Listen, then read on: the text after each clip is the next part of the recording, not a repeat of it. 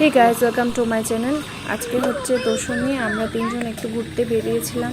এখন প্রায় 4:30 বাজে আর আমরা অলরেডি 5-6টা মূর্তি দেখে এসে গেছি। আমার ভিডিও বানানোর আগে কোনো প্ল্যান ছিল না, তো হঠাৎ করে এখানে সুন্দর জায়গা দেখে ফটো ওঠার জন্য থামলাম আর ভাবলাম কিছু একটা ভিডিও করি, যতটুকু পারি তোমাদের সাথে শেয়ার করব। প্রতি বছর নবমীর দিনের বেলা আমরা স্কুটি বা বাইক নিয়ে ঘুরতে বেরোই। এবার নবমীতে বের হইনি, দশমীর দিনে বেরিয়েছি। তারও একটা কারণ আছে, আজকে দশমীতে আমাদের কুমারঘাটে মূর্তি বিসর্জন হচ্ছে না, বৃষ্টির কারণে আরও একদিন বাড়িয়েছে। এটা আমরা আগে থেকেই জানতাম, তাই আর নবমীর দিনে আমি বের হইনি। এটা হচ্ছে ইয়ত ক্লাব, যেটা আমাদের মোটর স্ট্যান্ডে পূজাটা হয়। এই পূজাটা আমি কালকেও সকালবেলা এসেছিলাম। অ্যাকচুয়ালি আমি রাত্রেবেলা এবার বেরই হয়নি, কারণ বৃষ্টি ছিল আর এই বৃষ্টির মধ্যে আমার বের হতে একদমই ভালো লাগে না। তো আমি কালও দিনের বেলা একটা ফ্রেন্ডের বাড়িতে নিমন্ত্রণ ছিল, ওইখানে গিয়েছিলাম। আর ওইখান থেকে আসার সময় প্যান্ডেল 2-3টা প্যান্ডেল দেখে নিয়েছিলাম। আর আজকেও দুপুরবেলা বেরিয়েছি, আর রাতে আর বেরোবো না, একসাথে সেরে চলে যাবো সব কিছু দেখে। এখন আমরা সুভাষসংঘ ক্লাবের দিকে যাচ্ছি। রাস্তাঘাট অনেকটাই ফাঁকা ফাঁকা।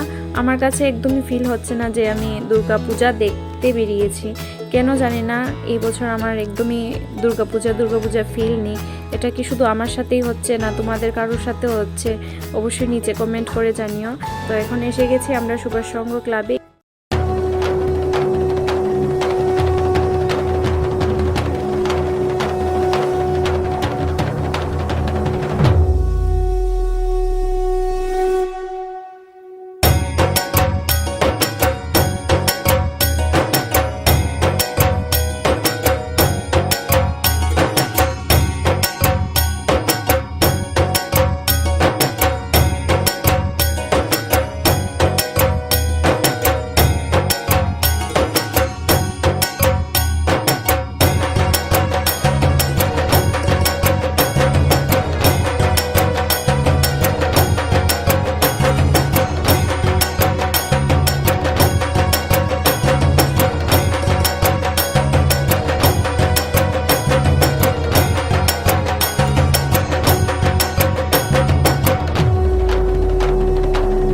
চিত্তরঞ্জন ক্লাব, এটার পাশে প্রতি বছর মেলা বসে। তো বিহান তো এই মেলার জন্যই ওর পূজার অপেক্ষায় থাকে না, অ্যাকচুয়ালি ও মেলাতে আসার জন্য ও অপেক্ষা থাকে কবে মেলা হবে। আর প্রতিদিন একটা করে নিউ জিনিস ঘরে নিয়ে যাবে।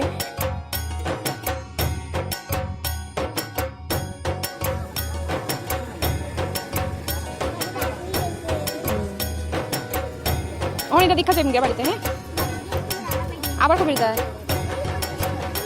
আয়া আর নাই শেষ।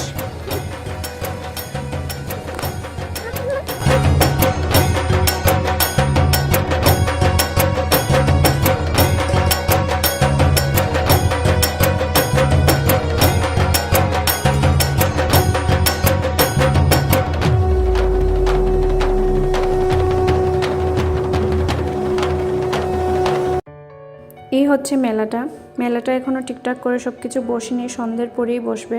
আমরা সন্ধ্যের আগেই সব কিছু দেখে চলে যাচ্ছি, কারণ মেলার মধ্যে দেখতেই পাচ্ছ খুব কাদা। কাল এসেছিলাম, এসে একদম কাদার মধ্যে পাটা ঢুকিয়ে খুব অবস্থা। তো আজকে তাই বিকেলই সব দেখে টেকে ভিড় হওয়ার আগে দেখে চলে যাব। আর না হলে রাত্রে হলেও ওকে বিহানকে নিয়ে আবার আসতেই হবে মেলাতে। ও একদিনও মিস করিনি। আমি বেরোইনি ঠিকই, আমি শুধু গতকালই বেরিয়েছি আর আজ বেরোলাম, কিন্তু বিহান ডেইলি বের হয় ওর ঠাম্মার সাথে, না হলে দিদনের সাথে, কারো না কারোর সাথে ডেইলি বেরোয় মেলাতে এসে চড়ে যায়।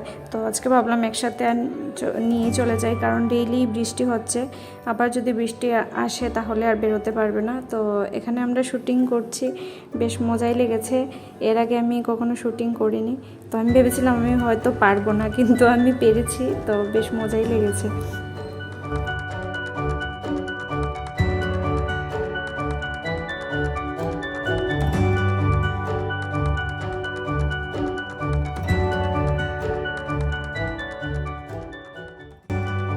এখন বিহান এখানে প্লেন চড়ছে। ও ডেইলি প্রথম এসে প্লেনটা চড়ে, তারপর অন্য সব কিছু চড়ে।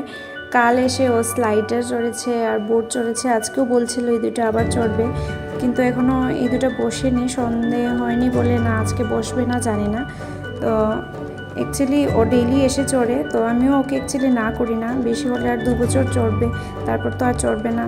তো যখনের এজটা যা তখন এটা এনজয় করতে দেওয়াটাই ভালো আমি মনে করি। তো এটা চড়ার পর এখন টিকিট নেওয়া হচ্ছে, আমরা 3 জন মিলে একটু ডান্সিং কার চড়বো, অনেক দিন ধরে এটা চড়িনি। তো এখানে উঠে গেছি আমরা ডান্সিং কার চড়ার জন্য। আর বিহান আমাকে বলছে যে মা মোবাইলটা ঢুকাও, না হলে পড়ে যাবে। তো একটু সময় শুধু ভিডিও করেছি, তারপর আমি মোবাইলটা রেখেই দিয়েছি। তো এটা চড়তে খুবই এনজয় হয়েছে, অনেক দিন পর আমি খুব চিৎকারও করছিলাম।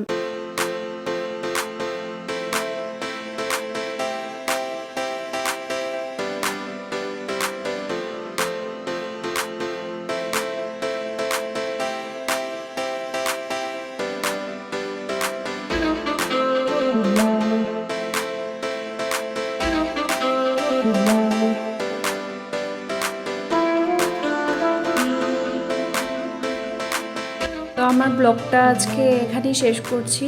এখন কিছু কেনাকাটা করব, তারপর ঘরে চলে যাব।